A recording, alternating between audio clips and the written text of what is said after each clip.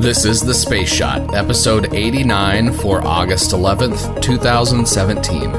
Lunar Orbiter 1. Hey everyone, welcome to The Space Shot, your daily space history, pop culture, and news fix. I'm John Molnix. Remember, I'm giving away Space Shot stickers, so when you mention the podcast online, tag @JohnMolnix, and I'll make sure you get a sticker from the first batch. First, some space news. The SpaceX CRS-12 launch has been moved back to Monday the 14th.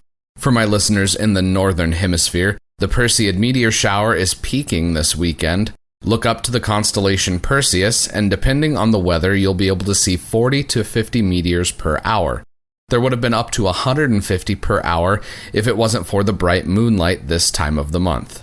In the show notes, I'm linking to a NASA post by Bill Cook that goes over this year's shower in more detail. Now let's get back to where we were yesterday. On August 10th, 1966, the Lunar Orbiter 1 spacecraft launched on an Atlas Agena rocket from Cape Canaveral. The launch complex that this mission lifted off from was Launch Complex 13, which is now home to the SpaceX Landing Zone 1 that has been used on numerous occasions to land the first stage of the Falcon 9 booster. The SpaceX launch that's scheduled for Monday will see the first stage of the Falcon 9 land back at Landing Zone 1, so make sure you're able to watch that launch on Monday. After some back and forth between the House and Senate, the Lunar Orbiter mission was funded as part of the fiscal year 1964 budget. This week I read Destination Moon, A History of the Lunar Orbiter Program, and it's as much a story about exploring the unknown of the moon as it is about the political and contracting process of NASA missions.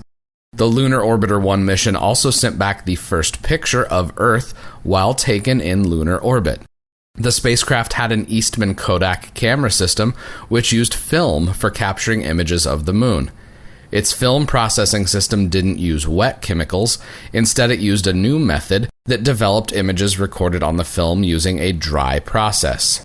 Once the pictures were developed, they were scanned by another component of the photography system and then transmitted back to Earth.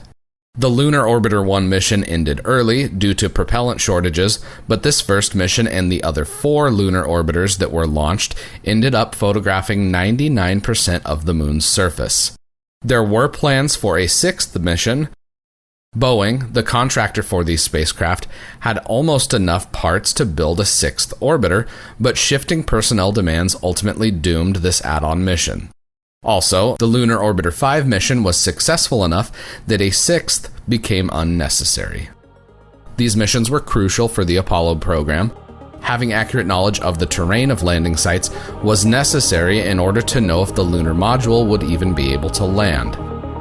Check out the show notes for more information on today's episode, and be sure to connect with me on Instagram and Twitter.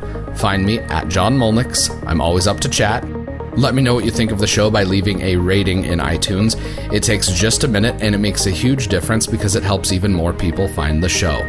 I'd also appreciate if you could share the Space Shot with your friends and family and anyone else that enjoys podcasts. Tomorrow, the Enterprise. I'm John Molnix, and I'll catch you on the flip side.